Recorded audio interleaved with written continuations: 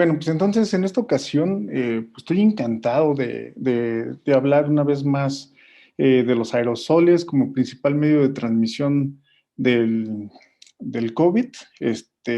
Como bien dice Laurie, me acabo de incorporar a Salvemos Conciencia, seré el coordinador de comunicación científica, pero algo por lo que estoy luchando es tratar de que aunque va a ser comunicación científica, tenemos que bajar el tono, eliminar tecnicismos y tratar de que la información sea lo más simple posible para que pueda permear entre, entre los asistentes, ¿no? Brevemente, la pandemia en México. Hoy precisamente creo que cumplimos un año del primer caso de que llegó el COVID a nuestro país.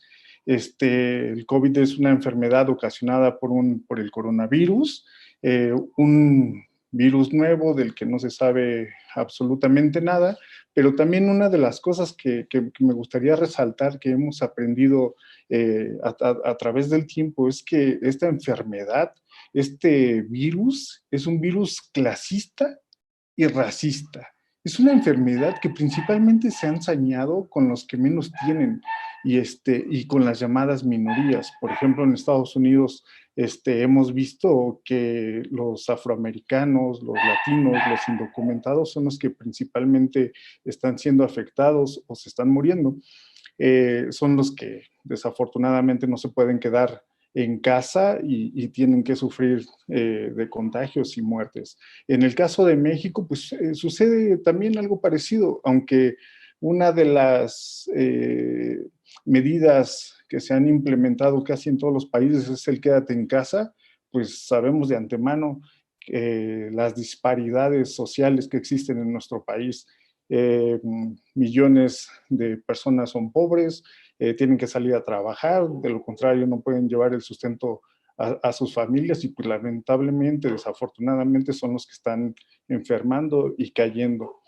Al día de hoy ya tenemos más de 2 millones de contagios, un poco más de 184,000 muertes oficiales y vuelvo a repetir, el combate general, de manera general, ha sido mantener la sana distancia, todos estamos asociados con eso, más de 1.5 metros, lavado constante de manos, uso de cubrebocas. Desafortunadamente, no es obligatorio y además se han mandado una serie de mensajes contradictorios desde el primer día en que se anunció la llegada del coronavirus.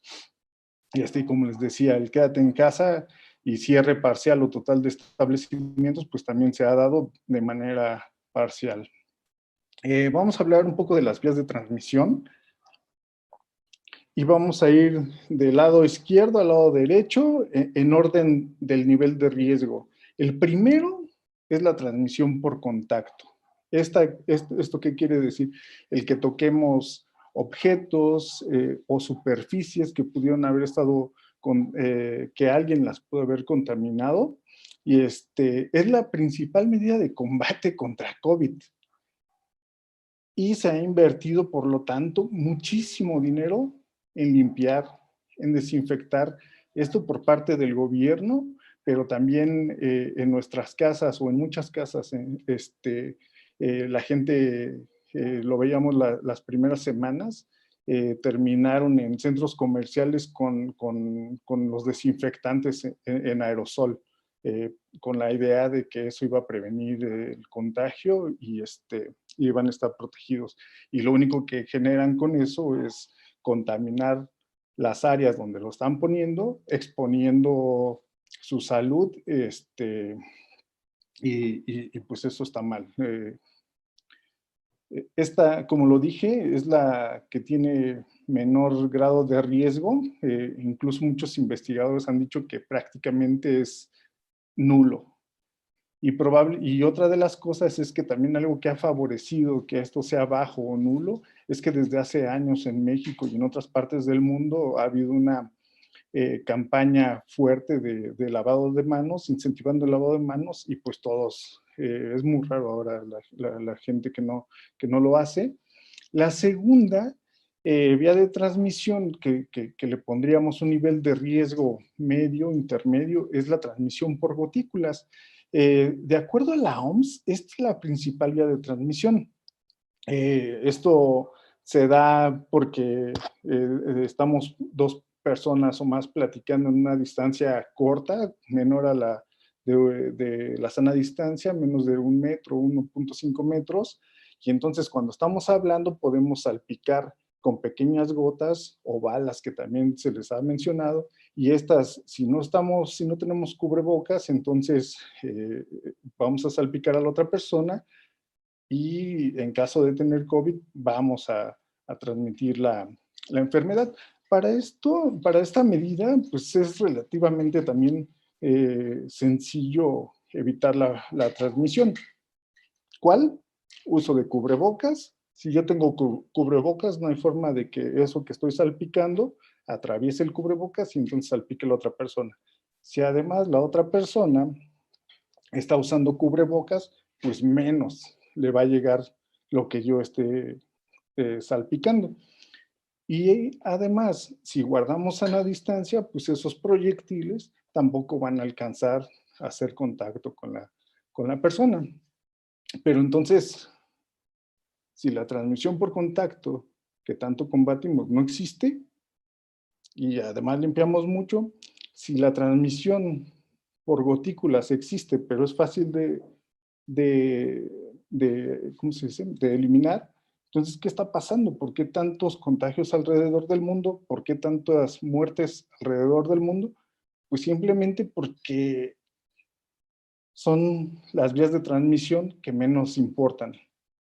Desde el año pasado, desde abril probablemente, y ya formalmente en julio, 239 investigadores de 32 diferentes países escribieron una carta a la OMS alertando de que la principal vía de transmisión del COVID podría ser en aerosoles. La OMS ha sido omisa, no ha aceptado, al menos últimamente ha empezado como a aceptarlo, pero ha sido bastante tibia. La encargada en la OMS de combatir la epidemia ya ha dicho que sí, que el COVID está en el aire. Sin embargo, el director general, hasta que yo sepa, hasta el momento no se ha pronunciado con eso, y eso de alguna manera ha impedido que gobiernos hagan algo por combatir este tipo de transmisión. Esta transmisión se da en interiores. Esta forma de transmisión no respeta la sana distancia, y aquí lo más importante es el uso correcto del cubrebocas, ventilar los espacios y purificar el aire. ¿Por qué? ¿Qué son los aerosoles? Los aerosoles también, lo voy a mencionar de manera práctica. Hay una pelea, la OMS y algunos científicos dicen que son que son muy pequeñitos, menores a 5 micrómetros, y muchos científicos están diciendo, no, momento, esto se puede hacer un aerosol hasta los 100 micrómetros, no vamos a entrar con eso.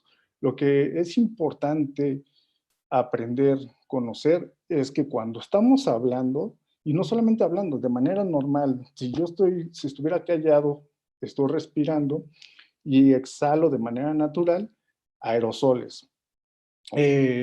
Y va a ser, ahorita en un video vamos a ver más claramente cómo se da esto.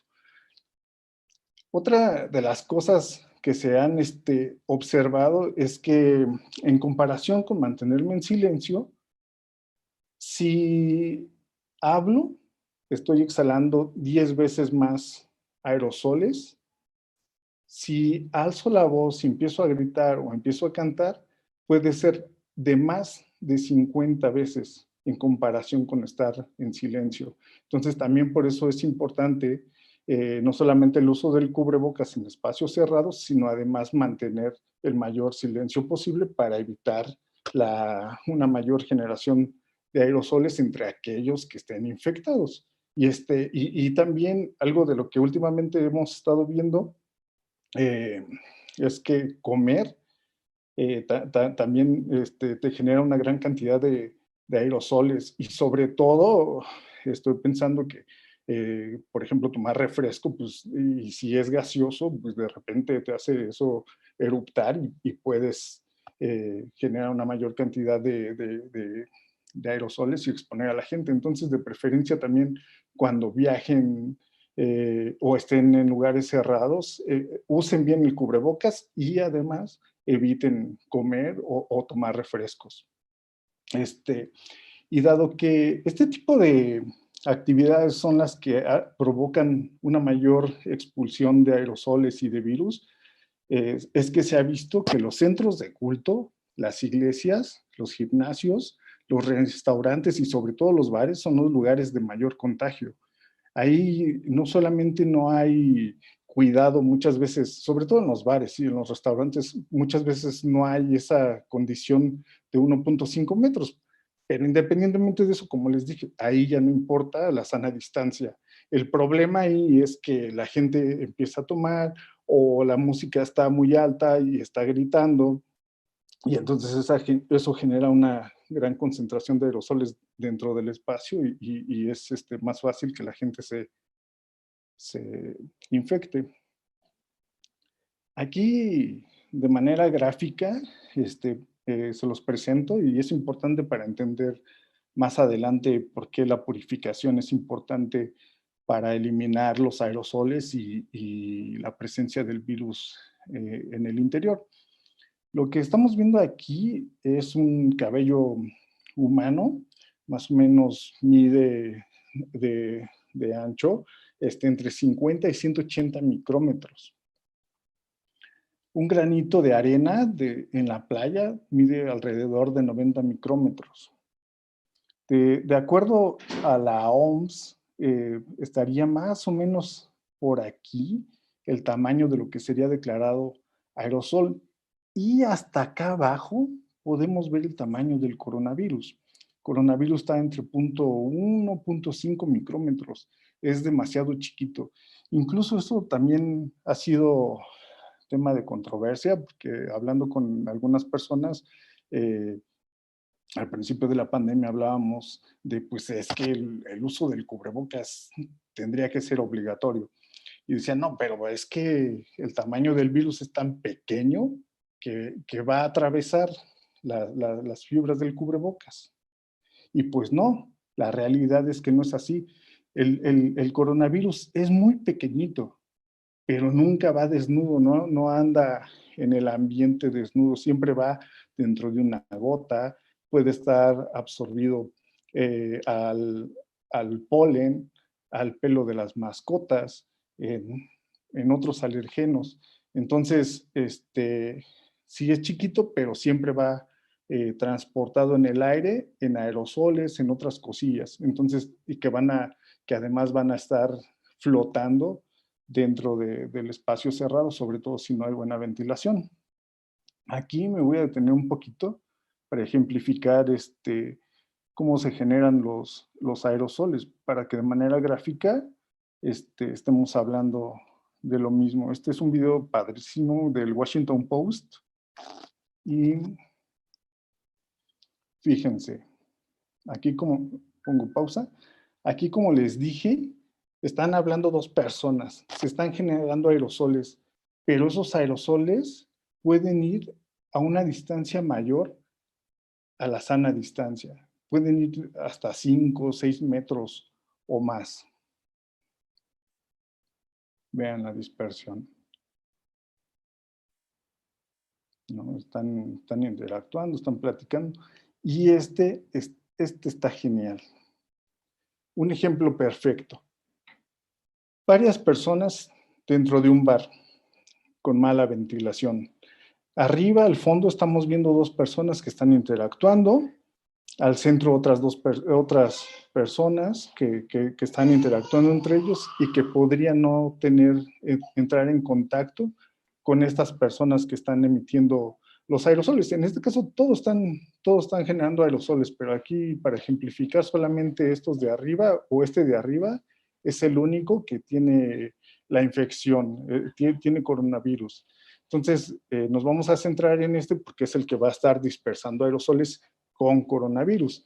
Entonces, estos aerosoles se van a dispersar y en algún momento, en algún tiempo, pues van a estar en algún otro lado.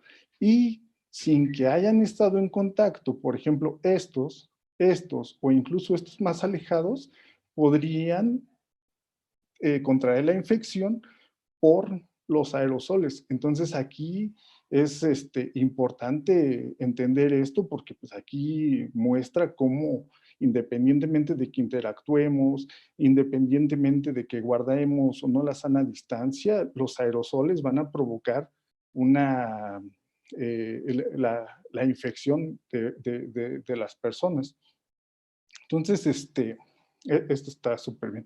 Luego aquí, lo anterior era una animación.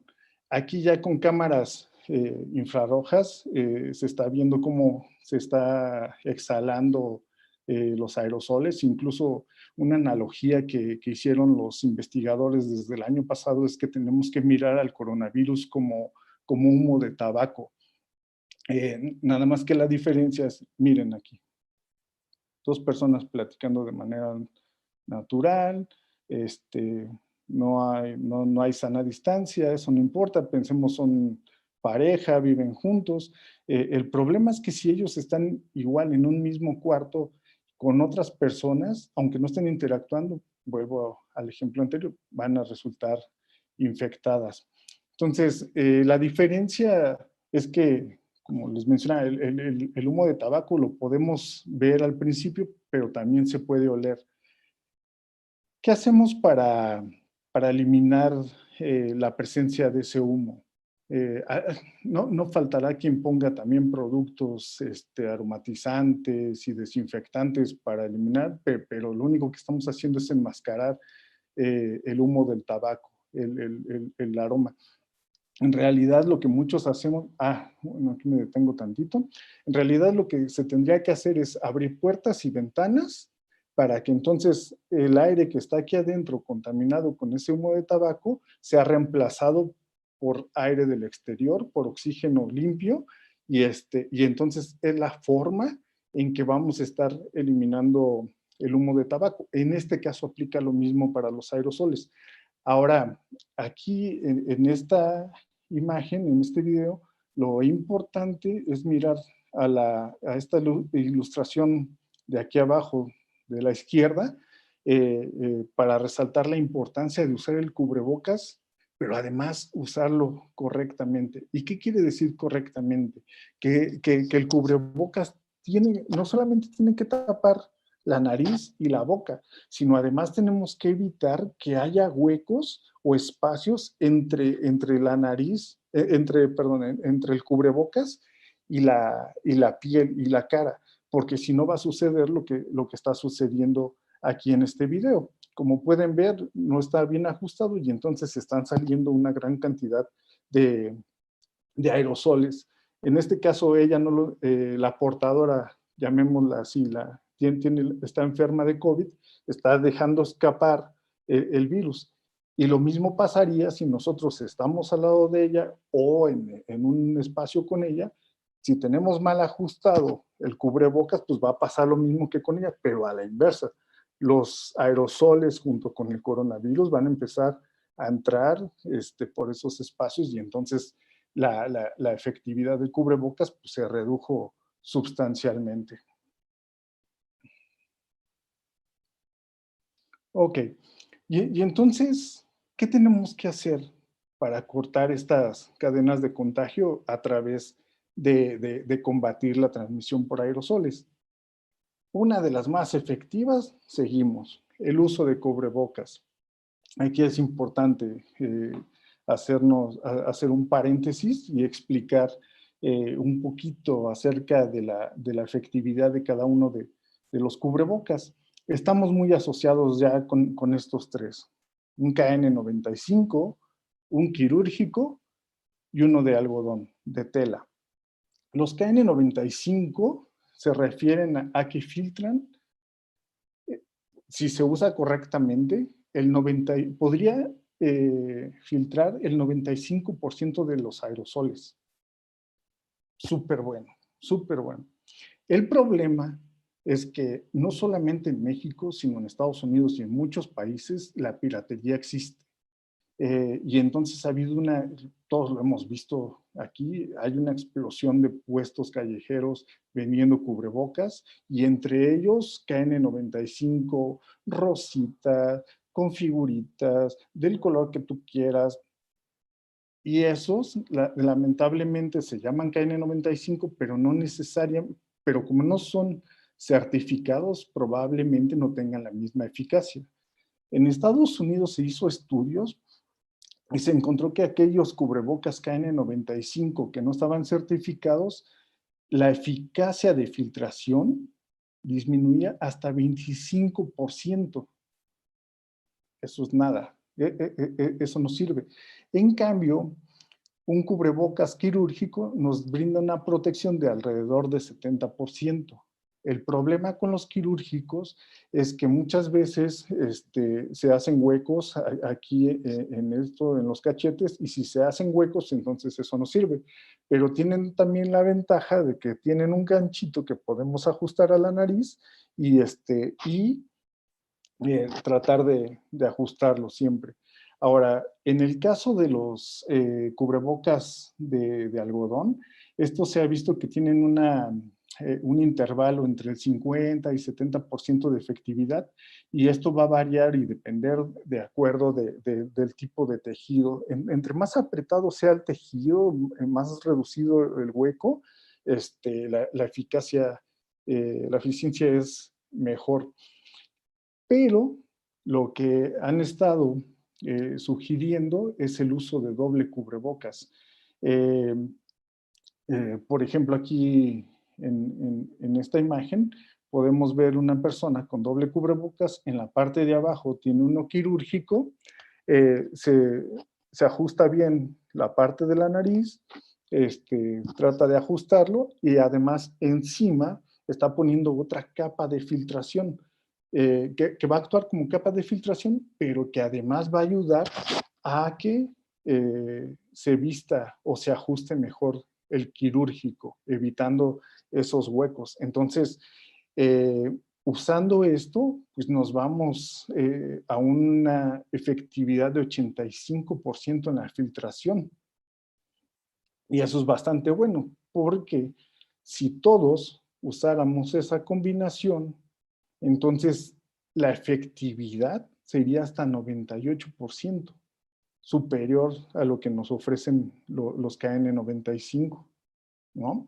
Entonces, ya, con esto pues sabemos que los aerosoles que pudieran traer el virus no van a entrar. Y también otra de las cosas es que tenemos que tomar en cuenta que siempre estamos tratando de reducir el riesgo. Lo ideal sería eliminar el riesgo, pero desafortunadamente no, en muchas ocasiones no podemos tener disminución del riesgo del 100% porque depende de una serie de factores, no nada más uno.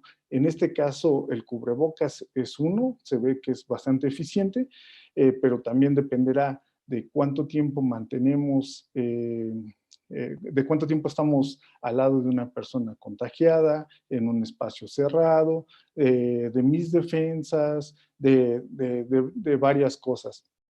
Entonces, es importante quedarnos con esto, el uso del cubrebocas. Y además, algo también que se ha visto es que no solamente ayuda a disminuir el riesgo de infección, sino además que en caso de resultar infectado, también reduce los síntomas, porque la carga o la concentración del virus que llegamos a respirar, a inhalar, fue menor en comparación con si no lo hubiéramos tenido puesto. Y eso va a jugar un papel importante muchas veces para ni siquiera desarrollar síntomas, como en comparación con alguien que no esté usando el cubrebocas, podría enfermar de COVID, pero además enfermar de manera grave y probablemente perder la vida. Son posibilidades. ¿Qué más? ¿Qué más sabemos?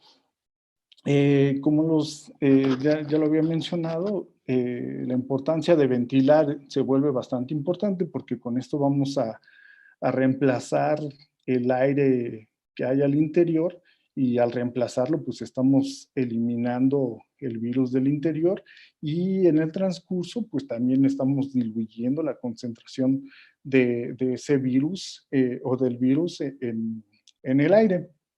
Existen algunas sugerencias, dicen que mejorar la ventilación en espacios cerrados reduce el riesgo de contagio en un factor de 2. Supongamos que de manera general hay un infectado por cada 100. El mejorar la ventilación en espacios cerrados se convertiría automáticamente en una posibilidad de que ahora no se infecte uno de 100, sino uno de cada 200. Se escucha bastante bien. Y además que el realizar actividades al aire libre se reduce en un factor de 10, es decir, no se va a enfermar uno de cada 100 o uno de cada 200, sino uno en cada 1000, lo que pues significa que afuera estamos a salvo y que además los parques y todas estas zonas recreativas deberían de estar abiertas y no cerradas y se deberían de incentivar actividades al aire libre con eh, cuidados. Por supuesto que tener cuidados. Y entonces de ahí que últimamente, esto en diciembre empezaron a hablar, si no estoy equivocado, de un poco de la ventilación, evitar espacios mal ventilados. Eh, Ahora, hace unas semanas, la jefa de gobierno permitió la apertura de los restaurantes, pero que se hiciera de manera preferente en las terrazas, en los espacios abiertos para reducir el riesgo. Y pues esta medida, como podemos ver, si aumentamos la ventilación natural, puede ser, es gratis, es una medida que es gratis, que podría bastar en algunas ocasiones con solo abrir puertas y ventanas. Entonces, pues hagámoslo. En aquellos pequeños negocios, en la casa, o en lugares donde tienen que tener una cierta interacción con las personas, en las estéticas, por ejemplo, traten de mantener puertas y ventanas abiertas y preferentemente de manera cruzada para favorecer esa corriente de aire. Algo eh, que es importante conocer y de lo que también últimamente se ha empezado a hablar es midan concentración de CO2, midan concentración de CO2. ¿Y eso qué es? El CO2 es algo que también de manera natural, al respirar, estamos exhalando. Eh, eh, Eso es un gas, es un gas de desecho. Afuera, en exteriores, la concentración que encontramos de CO2 es entre 420, 450 partes por millón. Entonces, eso quiere decir que independientemente de que estemos muchas personas afuera, los niveles se mantienen bajos por la gran cantidad de aire que hay ¿cómo se llama? En los exteriores. Entonces, la idea sería tratar de emular los espacios abiertos. Obviamente, en un espacio cerrado no vamos a encontrar niveles que podemos encontrar allá afuera en la calle, 420, 450, pero se ha visto que lo ideal sería estar en un espacio que tenga entre 700 y 800 partes por millón. Eso sugeriría estar en un lugar relativamente seguro o más seguro. También otra de las cosas aquí que quiero señalar es que cuando hablamos de lugares cerrados, como que en la mente de uno queda que mi oficina, el centro comercial, el restaurante, los gimnasios, las iglesias, ha hablado mucho de ellos. Pero el sistema de transporte es otro tipo de espacio cerrado del que no estamos hablando y en el que millones de personas se siguen transportando para ir a trabajar o hacer alguna actividad que tengan que hacer. Entonces, aquí lo ideal es igual, aguántense el frío, si es que hace frío en ese momento, y traten de que cuando vayan en taxi, en combi, en camión, en el metro, y si las ventanas se pueden abrir, ábranlas. Abran todas las ventanas. Eso va a permitir que además con el movimiento del transporte haya una mayor ventilación y entonces podamos disminuir, aumentar la ventilación y nos podríamos dar cuenta por los niveles de ppm. Yo por los cuadros aquí de los participantes no puedo ver esta imagen, pero la tomé de Twitter. eh, y una persona se dio a la tarea de ir al metro y medir los niveles de CO2 y como pueden ver, pues sí está lleno, pero no está tan lleno como hemos visto en algunas ocasiones que prácticamente el metro van como sardinas y los niveles de CO2 no alcanzo a ver, pero creo que eran arriba de 1500, lo cual indica que la ventilación durante un recorrido en metro pues está muy mala y entonces imagínense si hubiera uno o varios enfermos de coronavirus. Y si no traemos bien ajustado el cubrebocas, entonces, pues eso es un caldo de cultivo perfecto para el coronavirus y que haya una gran proporción de personas infectadas con ello. Entonces, pues lo ideal sería que se favorezca que, los, que el gobierno, también la iniciativa privada pudiera donar, proveer o pedir que los sistemas de transporte que adquieran un medidor de CO2 y estar monitoreando constantemente. Aquí también sería indispensable que los bares, que los gimnasios, que los restaurantes, que las iglesias, todos contaran con monitores de CO2 que fueran visibles. Entonces eso nos estaría hablando de los niveles de ventilación e incluso voy más allá. Para esta semana se autorizó que algunos restaurantes funcionaran, sobre todo en espacios cerrados, abiertos, perdón, que utilizaran las terrazas, que utilizaran los estacionamientos, y se permitió que una vez que estuvieran llenos, pudieran utilizar algunas mesas del interior, hasta el 20%, si no mal recuerdo. Esa medida, dado que no he escuchado cuál sea la explicación y la base científica del 20%, pues yo sugeriría, como muchos otros personas, tener los monitores. Los monitores te van a permitir ver si un espacio es o no, tiene o no buena ventilación. Y desde luego va a haber muchas variaciones entre diferentes restaurantes.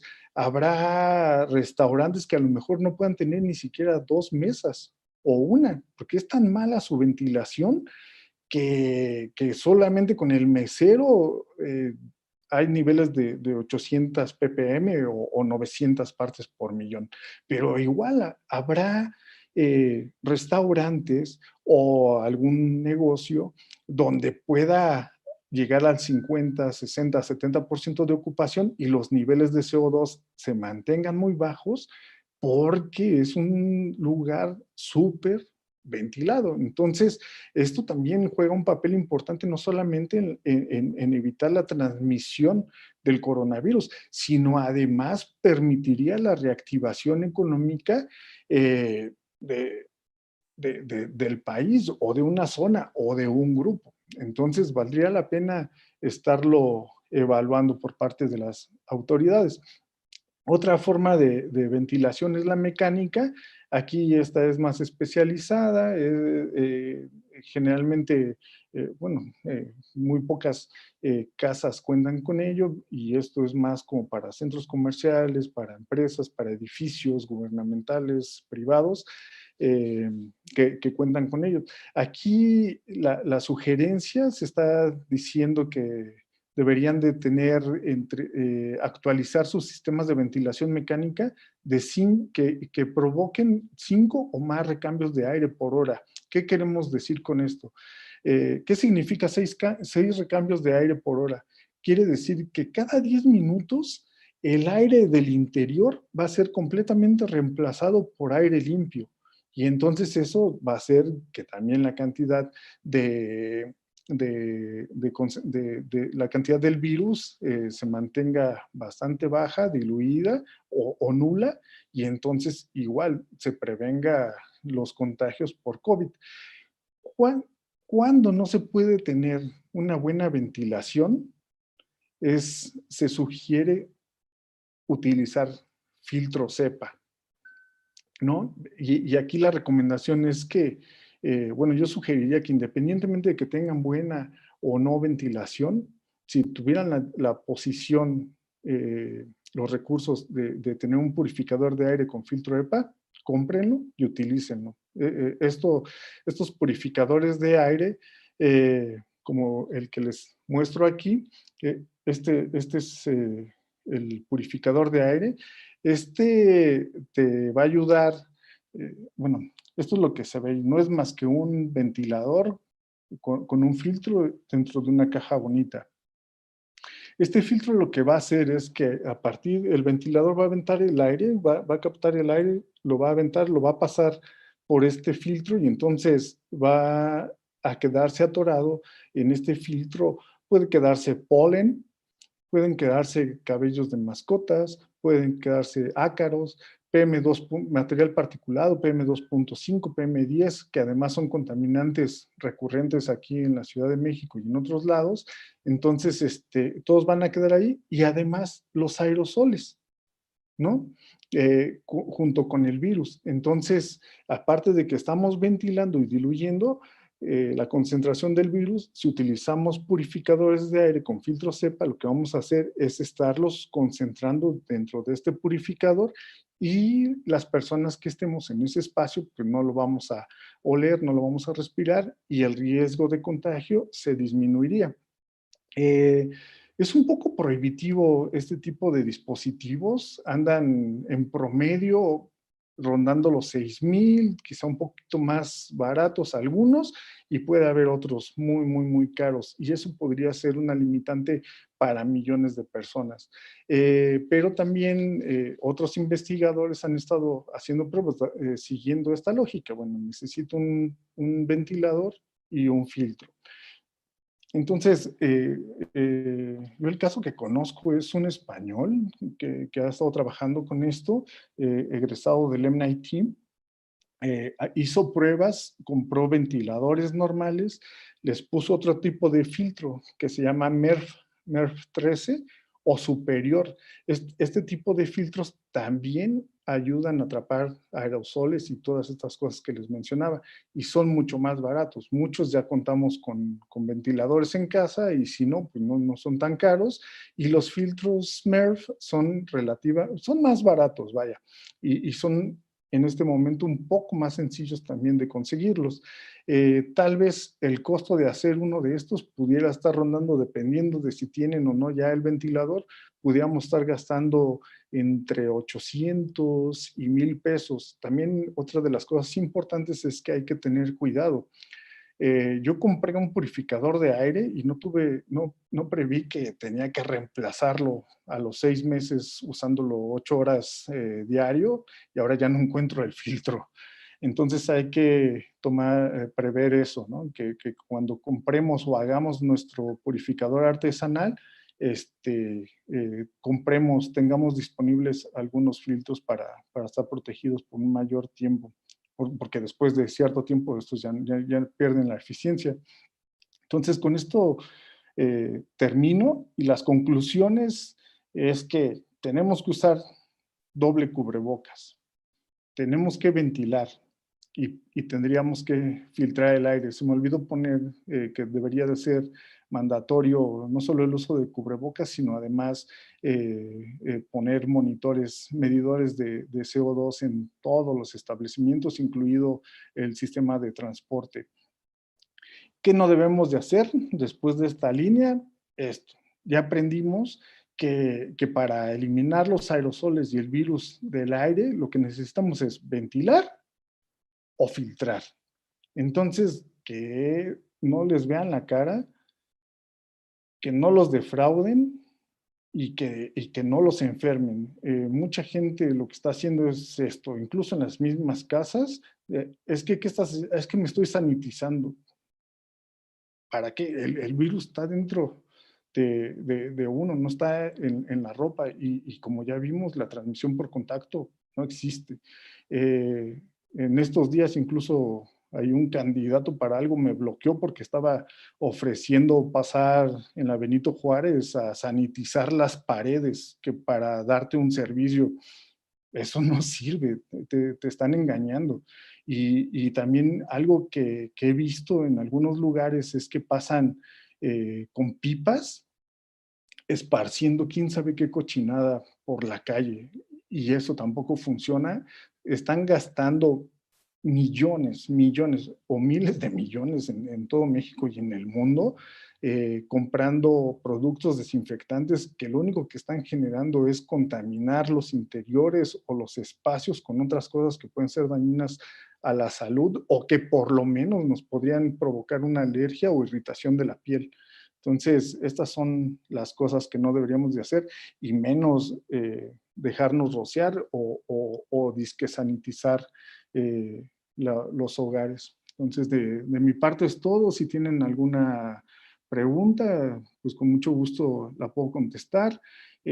Si me siguen en Twitter, también pueden encontrar bastante información y mis columnas han estado hablando casi principalmente de coronavirus, cómo enfrentarlo, uso de cubrebocas, la inmunidad, y son un poco más reportes técnicos en donde pueden encontrar bastante información y si gustan contactarme, tienen alguna duda, también estoy abierto. Gracias.